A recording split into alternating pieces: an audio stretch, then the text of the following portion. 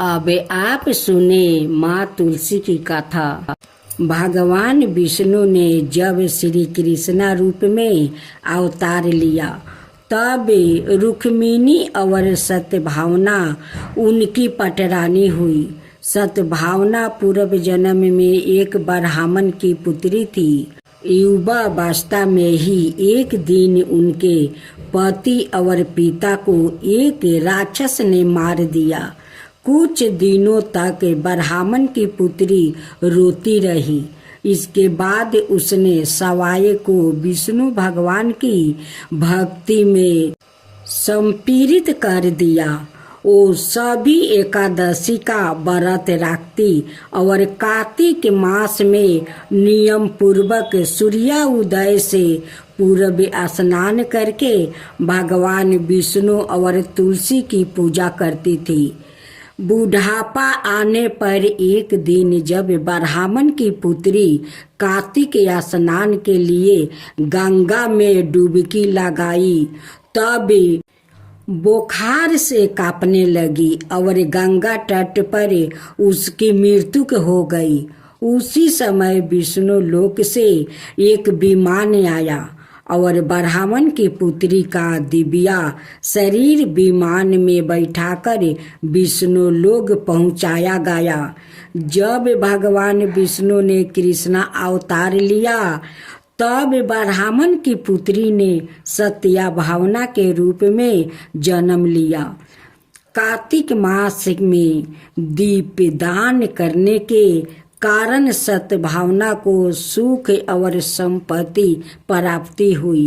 नियमित तुलसी में जल अर्पित करने के कारण सुंदर वाटिका का सुख मिला। शास्त्रों अनुसार कार्तिक मास में किए गए दान पुण्य का फल व्याकृतों को अलग जन्म में अवश्य प्राप्ति होता है। गुणवती नामक स्त्री ने कार्तिक मास में सुंदर द्वार पर तुलसी की एक सुंदर सी वाटिका लगाई। उस पुण्य के कारण वो अलग जन्म में सत्यभावना बनी और सदाए कार्तिक मास का व्रत करने का कारण वो भगवान श्री कृष्ण की पत्नी बनी। यह है कार्तिक मास में तुलसी आराधना का फल। इस मास में तुलसी विवाह की भी परंपरा है जो कार्तिक मास की पूर्णिमा तिथि को किया जाता है। इसमें तुलसी का पौधे को सजाए संवारे जाता है और भगवान शालिग्राम का पूजन किया जाता है। तुलसी का विवाहित विवाह किया जाता है। जो व्याकृत यह चाहता है कि इसके घर में सदाए शुभ कार्य हो, सदाए सुख शांति का निवास रहे, उसे तुलसी की आराधना अवश्य करनी चाहिए। कहते हैं कि जिस घर में शुभ कर्म होते हैं वहाँ तुलसी हरी भरी रहती है और जहाँ अशुभ कर्म होते हैं वहाँ तुलसी कभी भी हरी भरी नहीं रहती है। तुलसी हमारी आस्था है और श्रद्धा की प्रतीक है और अपरिमित औषधियों गुणों से युक्त भी। बरस भर तुलसी में जल अर्पित करना और संध्या काल तुलसी के नीचे दीप जलाना अत्यंत श्रेष्ठ माना जाता है। कार्तिक मास में तुलसी के समीप दीपक जलाने से मनुष्य अनंत पुण्य का भागी बनता है। इस मास में तुलसी के समीप दीपक जलाने से व्याकृत को साक्षात लक्ष्मी की कृपा प्राप्ति होती है, क्योंकि तुलसी में साक्षात लक्ष्मी का निवास माना गया है। अब माँ तुलसी का दूसरा अध्याय। एक बार राधा जी सखी से बोली, सखी तुम श्री कृष्णा की प्रसन्नता के लिए किसी देवता की ऐसी पूजा बताओ जो परम सौभाग्यवती हो, तब समस्त सखियों में श्रेष्ठ। चंद्र नाना ने अपने हृदय में एक क्षण तक कुछ विचार किया, फिर बोली, राधे, परम सौभाग्यदायक और श्री कृष्णा की भी प्राप्ति के लिए वरदायक व्रत है तुलसी की सेवा। तुम्हें तुलसी सेवन का ही नियम लेना चाहिए, क्योंकि तुलसी का यदि स्पर्श अथवा ध्यान, नाम संकीर्तन, आरोपण, चेतन किया जाए तो महान पुण्य प्रदान होता है। हे राधे, जो प्रतिदिन तुलसी की भक्ति करते हैं वो कोटि सहस्त्रों योगों तक अपने उस कीर्तन का उत्तम फल भोगते हैं। मनुष्यों की लगाई हुई तुलसी जब तक शाखा पर शाखा, बीज, पुष्पा और सुंदर दलों का साथ पृथ्वी पर बढ़ती रहती है, तब तक उनके वंश में जो जो जन्म लेता है वो सभी हो हजारों कलापों तक श्री हरि के धाम में निवास करते हैं। जो तुलसी मंजीरी सिर पर राख कर परन त्याग करता है वो सैकड़ों पापों से युक्त क्यों न हो, यमराज की उनकी ओर देख भी नहीं सकते हैं। इस प्रकार चंद्र नाना की कही बात सुनकर परमेश्वरी श्री राधा ने साक्षात श्री हरि को संतोष करने वाले तुलसी सेवन का व्रत आरंभ किया और केतकी वन में 100 हाथ गोलाकर भूमि पर बहुत ऊंचा और अत्यंत मनोहर श्री तुलसी का मंदिर बनवाया, जिसकी दीवार सोने की जोड़ी थी और किनारे किनारे पद्म राग मणि लगाई थी। वो सुंदर सुंदर परने हरी और मोतियों के परकोटे से अत्यंत सुशोभित था। उसके चारों ओर परिक्रमा के लिए गली बनाई गई थी, जिसकी भूमि चिंतामणि से मंडित थी। ऐसे तुलसी मंदिर के मध्यम भाग में हरे फलों से सुशोभित तुलसी की स्थापना करके श्री राधा ने अभिजीत मुहूर्त में उनकी सेवा आरंभ किया। श्री राधा जी ने आश्वासन शुक्ला पूर्णिमा से लेकर चैत्र पूर्णिमा तक तुलसी सेवन व्रत का अनुष्ठान किया। व्रत आरंभ करने के उन्होंने प्रति मास पृथक पृथक रस से तुलसी को सींचा। कार्तिक में दूध से, मार्गशीर्ष में ईख के रस से, पूष में दर्क्षा रस से, माघ में 12 मासी आम के रस से, फागुन मास में अनेक वस्तुओं से मिश्रित मिश्री के रस से और चैत्र मास में पंचमृत से उनका सिंचन किया और वैशाख कृष्णा प्रतिपदा के दिन उद्यापन का उत्सव किया। उन्होंने 2 लाख ब्राह्मणों को 56 भोग से दीर्पित करके वस्तु और आभूषण के साथ दक्षिणा दी। मोटे मोटे दिव्य मोतियों का 1 लाख भरे और सौरन का 1 कोटि भर श्री गंगाचार्य को दिया। उस समय आकाश से देवता तुलसी मंदिर पर फूलों की वर्षा करने लगे।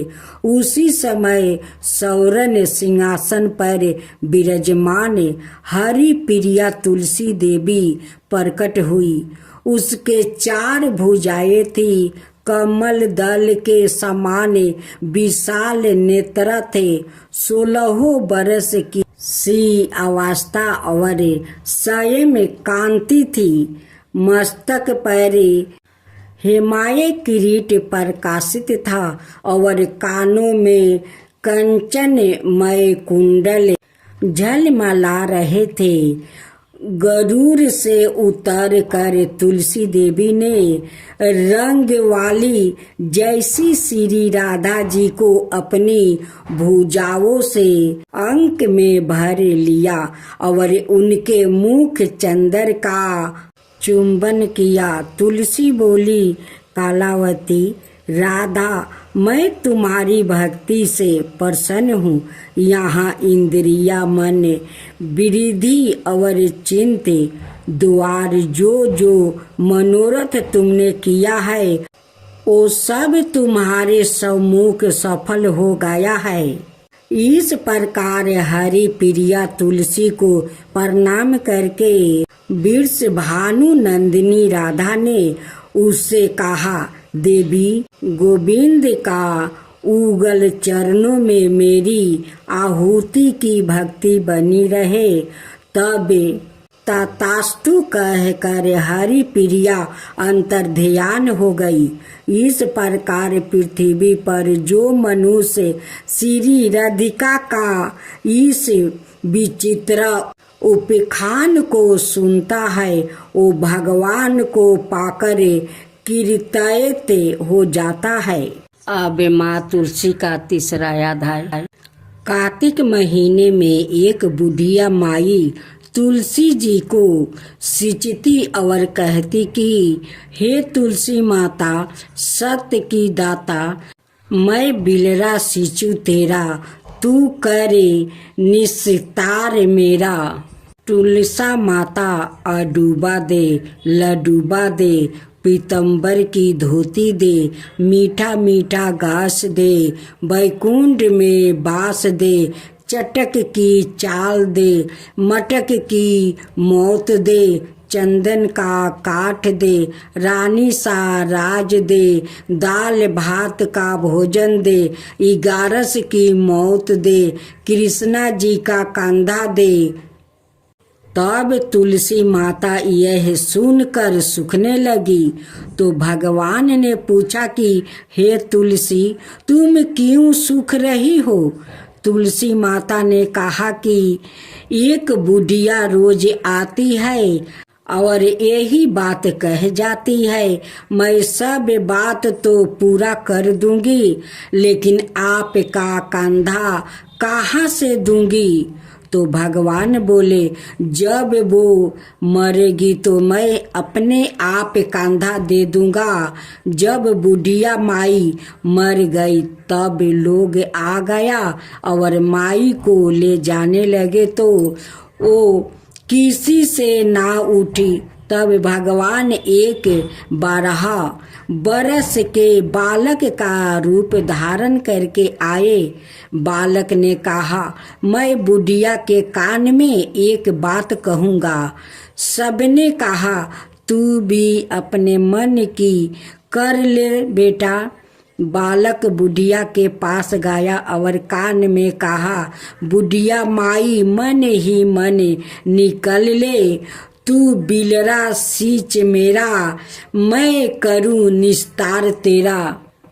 बुढ़िया माई अडूबा ले, लडूबा ले, पीतम्बर की धोती ले, मीठा मीठा घास ले, बैकुंठ का बास ले, चटक की चाल ले, मटक की मौत ले, कृष्णा जी का कंधा ले।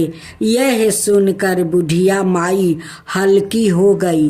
भगवान के कंधा दिया और बुढ़िया माई को मुक्ति मिल गई।